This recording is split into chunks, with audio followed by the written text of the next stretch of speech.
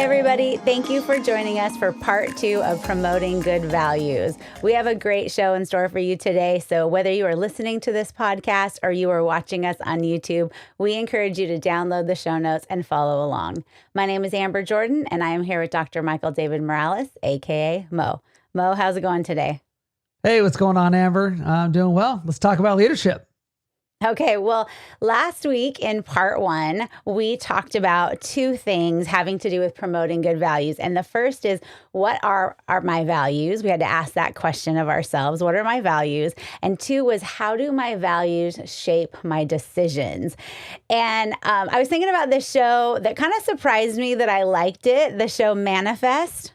Have you seen it? Great show. Yeah. So it surprised me because I'm not a super sci-fi sort of person, but I was interested in the concept. So for those of you who haven't seen it, it starts off with this family who's on vacation, and the flights were overbooked, as if you've ever experienced that, like it happens, and you're like, I was a little confused the first time. How do I not have a flight right now? But they offer them some vouchers for whoever wants to stay back a day or two. So the family kind of splits up. Some go ahead and head home as planned, and a few hang back. Well, as the story goes, when the family members who stayed back and took the vouchers arrive home, thinking it was only a couple days later, it was actually 5.5 years later, which is such a trip. So the whole thing is like conspiracy theories and, what really happened to the plane and stuff like that, which is awesome. But I think the human element that I really loved was these people that arrive thinking it's only been a couple days and nothing has changed for them. They haven't aged. They're still exactly who they were 2 days ago, arrive back to their family and friends and their coworkers and this whole life that had moved on 5.5 years into the future. And it's this crazy thing of having to adjust. Like, they're still who they've always been, and yet people have grown and gone through life experiences over the past 5.5 years that have changed them in some ways. And so it's just this interesting thing of like, how are we who we've always been, and how do we adjust to what life is now and who people are now? And so I thought about leadership and what we've been talking about of values of, we have to figure out what our values are, and then we have to make decisions based on that. But what happens when things change, or we find ourselves in a situation where things change? And so that's where we're going to start off with this part 2 today, with our third and final point about promoting good values. So Mo, why don't you tell us what that is? Yeah, great opening, great show. I'm only through 2 seasons, so don't ruin it, anybody, for me on that 3rd season. I haven't started yet, so I'm about to start on Netflix. It's in my queue. But just like the people on The Manifest, who were all of a sudden 5 years behind, but wouldn't that be wonderful for us adults, right? If we could look 5 years younger than all of our friends, that would be the neatest thing ever, right? Yeah. But the real question is today, point number 3 is this: where do my values need to be adjusted? And just as people coming and, it's kind of sci-fi, and would that ever really happen? It's a great question of, wow, how have these people become different who have lived for 5 more years now than the people who are just kind of catching up, right? And so where do your values need to be adjusted over time, right? I mean, we think, and Amber, we've talked about this a lot. You say, well, if their values, do you shift them? Do you adjust them? Do you change them? Well, you don't ever really change them, but they will be adjusted based on where you are in life. And so if you want to be somebody who's capable of leading and influencing others, if we're talking about leadership today, which we are, communicating in a way that's effective is, I would guess, going to continually shape and shift in how your values are in your own life and how you approach leadership. So as leaders, we're committed to meeting goals of all shapes and sizes, right? From the company vision all the way down to the decisions that you make on your team on a daily basis. You have to find out the role within your team that you play and everybody else plays, and how to be effective. So that's where our values come into play. Are you a person of passion? Are you a person of resolve? Are the values that you hold driving your decisions to be able to face adversity to get things done? because you can't tackle new issues and problems with the information and knowledge that you had yesterday, which is what they found out in Manifest, right? So I have a couple of sub points for this last point today, which is why it got its own podcast. And so the first is this: you want to identify those values. So last week we talked about identifying values. Hopefully you have sat down and maybe, put pen to paper. And I can't stress to you how important this is. If you don't know what your values are, you can't go very far from there, right? Because if you don't know where you are, you don't know where you're going. And again, in a values system, it's ingrained in you from an early age. You're learning your values from your siblings, right? From your friends on the playground, from your parents, from your neighbors, from the people that you hang out with, if you play sports or extracurricular activities, whatever it is. Whether you know it or not, whoever's raising you has a stake in your values system. So I would have to assume that if you're listening to this podcast, you have some kind of premium on leadership, and that's great. And if you don't, you're probably listening to the wrong podcast. but that's pretty much all we talk about around here, right? So what are your values and how do they pertain to leadership? What are the things that you allow to drive your beliefs system? So here's a simple way to narrow down to what might be important to you at this very moment in time. Ask yourself this: what makes me feel most comfortable? When am I at my best? You see, when you're living out your values every day and you're in situations at work, do you feel authentic in the way that you tackle problems? When do you feel most authentic? The most like you, like, man, this is just who I am. It's easy to make this decision because this is who I am. That means it's probably aligned with your values, and that's a great place to be. It's going to help you understand what your values are and find a good starting point to see where your values may have been shifting over the years even, right? And so, Amber, I would say a good test to find out when you're moving from one value set to kind of shifting into a new one is this: how do you feel? Like when you're like, man, I just don't feel good about this. I feel like I'm moving away from success when I make these decisions or when I act this way. What are the things that make you feel like you're out of whack, that you're being inauthentic? These are probably the things that are kind of intruding either on your values or challenging your values and challenging you to shift your values a little bit. And that's not a bad place to be, right? It's not bad to say, well, I really valued this when I was younger, but now I'm kind of shifting. That's okay, because you're probably not going to completely change your values, but you are going to change the way that you approach those values. So that's not a bad thing. Yeah, but Mo, how do you know when it's a time for you to start shifting your values? So I know we're identifying it because we're just not feeling right. Something's not feeling good about what we're doing or how we're doing it. So how do you know when you are the one that needs to make the adjustment? Or like John Maxwell in his 360-degree leader book, he says, maybe you're just in the wrong situation. Like you just got to leave your job or your current position. How do you know when you are the one that needs to make the adjustment, or if you need to adjust where you are in your circumstance or situation? Well, that's great. I think our leaders really need to let that question sink in. Do you have to make some changes, or do you need to change your circumstances, right? So some people just need to get out of wherever they're at because your value system does not line up with the value system of wherever you're working. And that's a tough place to be, right?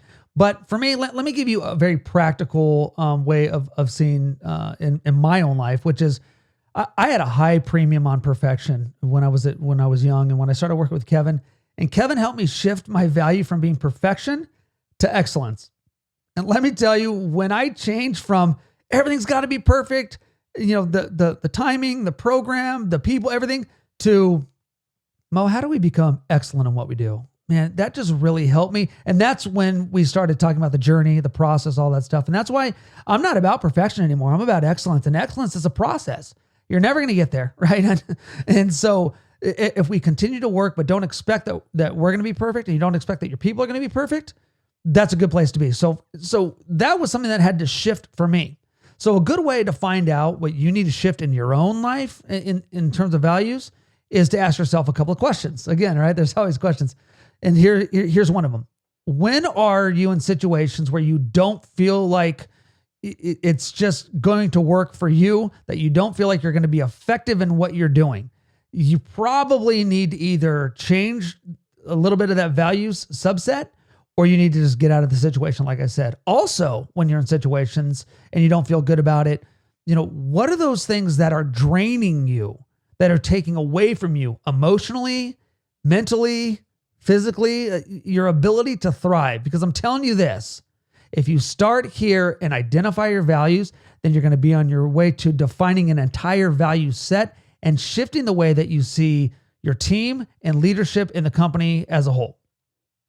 Okay, so after we identify, what's the next?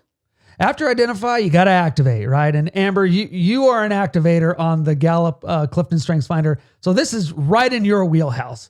And so for our listeners out there that haven't heard the podcast episode earlier, where we actually went through one of Amber's 5 major strengths, Amber is definitely strong in the activator strength in that assessment tool. So guess what Amber needs to be doing all the time? That's right. She needs to be activating something. She needs to be putting things into play. She needs to be putting the ball in her hands and running with it, or deciding where it needs to go. She needs to be making decisions. Amber, would you say that this is a pretty good assessment of your value of action? Yeah, absolutely. Right? So, I mean, if you want to activate, right, then what you're already good at, for our listeners out there, I would encourage you to take that assessment first, because it's going to help you kind of see what's important to you.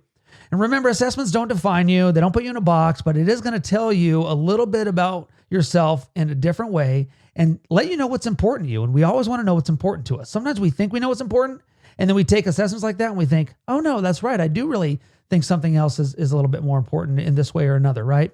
And so another way to activate your values is to ask yourself, who do I admire? Who are the people that I look to? Who are the, what do they hold dear? What do they value? Look at those people, and say, this is a great place to start. I want to be like so-and-so and so-and-so. So for instance, for me, as a sports coach, as a coach for young people and student athletes for so many years, my 3 of my favorite coaches are Vince Lombardi, John Wooden, and Nick Saban, right? And all these guys are very different in the way that they approach their particular sport and how they coach. But a lot of their values are pretty similar. They just employ those values a little bit differently, which is not bad, because even though, they want to get these things done, there's no right or wrong way necessarily to approach things. But here's the important part. I don't actually want to be exactly like any one of these guys. I admire them for who they are and what they stand for and for what they believe in. But when it comes down to it, as a coach of student athletes, I want to create my own value system. There's a lot of great men and women who've spoken into my life over the years. And I take the best parts of who they are and they say, Mo, this is what you want to focus on. And I take those things and I see them as the role models to me as I've been growing up. And then I decide, how do I need to change? How do I need to adapt? How do I need to become better? Because those people have helped me shape and shift my values over the years. And I'm glad that I get to do that. Like, nothing is stale for me. It's always moving. Like, I have my values are my anchor, but they shift in the way that I approach them and the way that I use them. So people, I think, like the people that I just mentioned, I think they have a lot of good things to tell me. And you know who else I look to? People I've never met, like people who write books. Those men and women, man, I read as many books as I can because I can learn about what people think about the journey and the process and whatever they're doing, right? And also, you could even look at fictional characters in books or on screen or whatever. So if you're into fiction books and stuff like that, that's great. I mean, what are the things that are important to you? And so if you have a piece of paper and a pencil, write down these steps about the qualities and the values of the people that you admire and start there. Because when you look at specifically those values and those principles that those leaders hold, those attributes, you're going to want to mimic them and take action in your own journey. And it's really going to change who you are. And what I appreciated about the Strength Finders test and identifying that I was an activator, when I read the description, I was like, wow, that really sounds like me. But just because I identified that, it didn't mean that I now kind of had all the answers or knew all the ways to make decisions and then take action. It was, I got to use that really in this process that we're talking about. Identifying that was my value, I got to use it to help me shape decisions, and I got to figure out where it needed to be adjusted. So for instance, I'm not the type of person that I just want to take action on everything. I also have significance in my top strengths. So I have to take action.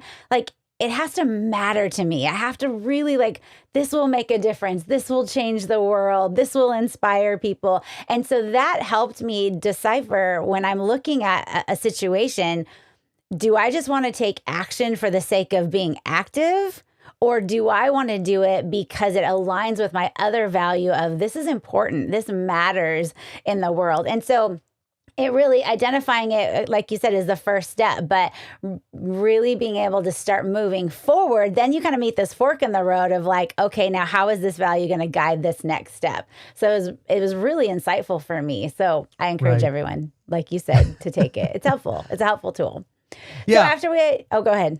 I was going to say that leads me right into the third point, which I think you were going to ask me, which is once you identify and you start to activate, you have to evaluate. That's the last point, right? You have to evaluate. And the way that you evaluate is you do this not by yourself, but you do it with other people, right? You have to remember this. Anything worth doing is worth evaluating. Period. End of story. If you don't continue to evaluate the things that you do in your life, you're not going to get better. And the same goes with your values.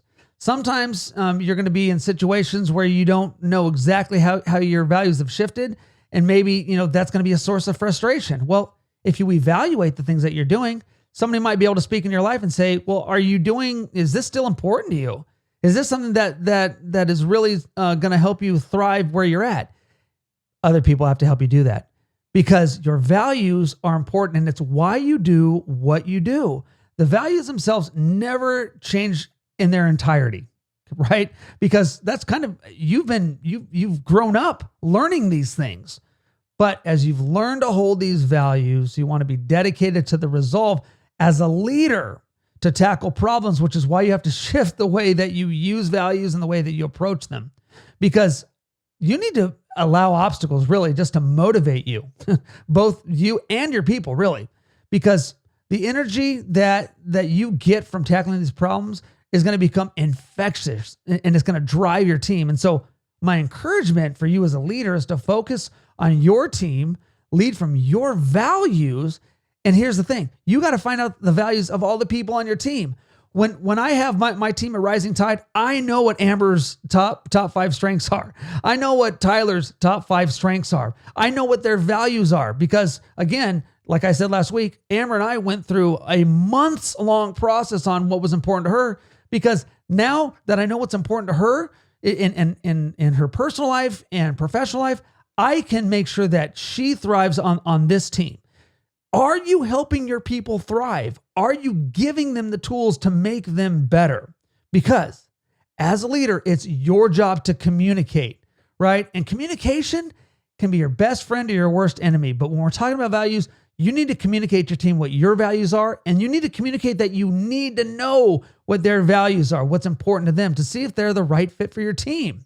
And you have to be a good communicator if you want to succeed. And you need to be a good communicator if you want to know where you put your people, right? Once we get them on the bus, we got to get them in the right place. So your team's relying on you to put them in the right place in the company with their skills and abilities to be good at what they do. And of course, earlier we talked, right, again, last episode, that empathy for your people in all situations is going to shape the way you do business in your daily life. And really, empathy needs to be part of what you do in your values subset. So do you possess all these kinds of skills and abilities? Probably not, but you can change a little bit. You can add things to your value system, and you should constantly be looking for values that are going to be affecting your team, right? We want to add value to people on a daily basis, both positively and in ways that's going to help them stay away from the negative parts of what could really just kind of bring them down. So leaders, it's up to you to set the direction and the course of your team, and it's your job to give them the best opportunity for success. And not telling them, hey, this should not be a value of yours, but it's because it is a value of yours. Yes. Here's what you can add to it to enhance that, which is what you did with me when you came in and we were talking about things. You're always talking about people, process, program. And when you came in, I was really focused on program. Those doing things and planning things and activating just came natural to me. But when you brought in, hey, but remember, it's all about relationship, which is what we say, I think, on every single podcast. Yep. You weren't saying ignore program. You were saying, if you want anything to be as successful as it can be, let's focus on the people first. So it's not telling people disregard your values. It's what can you add to enhance the values and the effectiveness of those in making decisions for your team. There you go. So Mo, we, in the last couple of podcasts, we have covered what are my values, how do my values shape decisions, and where do my values need to be adjusted. And today, you gave us three things to identify, activate, and evaluate what needs to be adjusted. So before we go today, do you have any final thoughts for us? The only thing I would leave our listeners with in this topic of values and how to promote them is ask yourself the question, do I feel like I'm promoting a system of values within what I do and my sphere of influence that is going to help my people become better? Because it's all about your people and making them better. Your job as a leader is to put into your people in such ways that they feel like they can thrive and be the best that they can be. If you do that, you are going to help promote better values for them, not just at work, but also at home. And it's really going to change them to the core of their being. So get out there. Change people for the good. Understand your value set and always remember to be, shaped and molded and get better every day. And don't forget to lead well. Well, that brings us to the end of this episode. Thanks everybody for joining us once again, and we look forward to seeing you next time.